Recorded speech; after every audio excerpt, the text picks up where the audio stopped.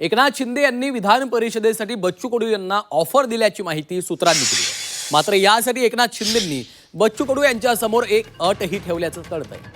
नेमकी शिंदे यांनी बच्चू कडू यांच्यासमोर कोणती अट ठेवलेली आहे पाहूयात या संदर्भातला एक विशेष रिपोर्ट.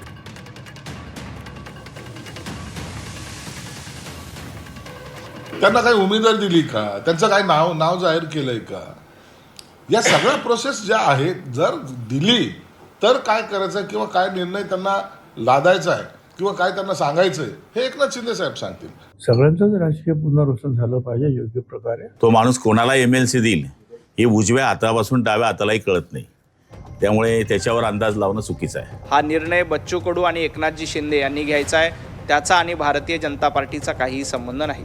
विधानसभा निवडणुकीत बच्चू कडूंचा पराभव झाल्यानंतर आता त्यांच्या पुनर्वसनाची चर्चा राजकीय वर्तुळात सुरू झाली आहे.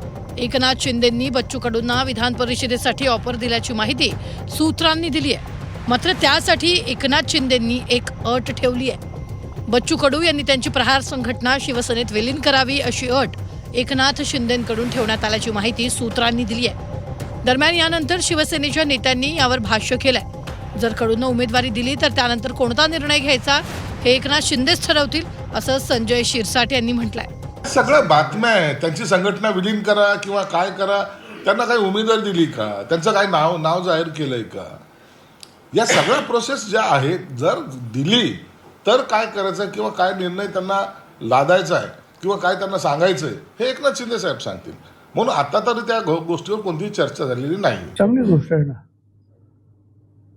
सगळ्यांचंच राजकीय पुनर्वसन झालं पाहिजे योग्य प्रकारे आणि महाराष्ट्राची सेवा जी आहे योग्य प्रकारे त्यांच्या हातून घडलं पाहिजे. बच्चू कडू यांची प्रहार संघटना एक वेगळा पक्ष असला तरी ते एकनाथ शिंदेंचे जवळचे मानले जातात. एकनाथ शिंदेंबरोबर सुरतवारीला बच्चू कडू सोबत होते. दरम्यान यानंतर शिंदे सरकारमध्ये त्यांना मंत्रिपद देण्यात आलं होतं. त्यामुळे शिंदेंनी विधान परिषदेसाठी त्यांना ऑफर दिल्याची माहिती सूत्रांनी दिली आहे. मात्र एकनाथ शिंदे कुणाला उमेदवारी देतील हे सांगता येत नाही. त्यामुळे असा अंदाज लावणं चुकीचं असल्याचं गुलाबराव पाटलांनी म्हटलंय. एकनाथ शिंदे साहेबांना आपण सगळेजण ओळखतात. एक सर्वसाधारण बाई, ज्या बाईने आयुष्यामध्ये आजही ती पत्र्याच्या घरात राहते, तिला खासदार केलं. त्यामुळे तो माणूस जादूगार माणूस आहे आणि बाळासाहेबांच्या विचाराचा माणूस आहे. तो माणूस कोणाला MLC देईल हे उजव्या हातापासून डाव्या हातालाही कळत नाही, त्यामुळे त्याच्यावर अंदाज लावणं चुकीचं आहे. बच्चू कडूंच्या ऑफरच्या चर्चेवर भाजपनं देखील प्रतिक्रिया दिली आहे. कोणी कुठं जावं हा विषय एकनाथ शिंदे आणि बच्चू कडू यांचा आहे. त्यावर आम्ही बोलणं योग्य ठरणार नसल्याचं नवनाथ बन यांनी म्हटलंय.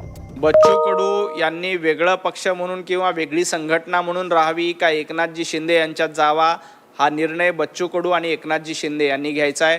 त्याचा आणि भारतीय जनता पार्टीचा काहीही संबंध नाही.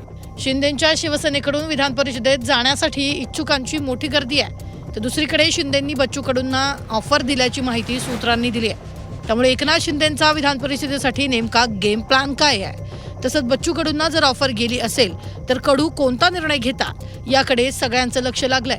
ब्युरो रिपोर्ट, झी 24 तास.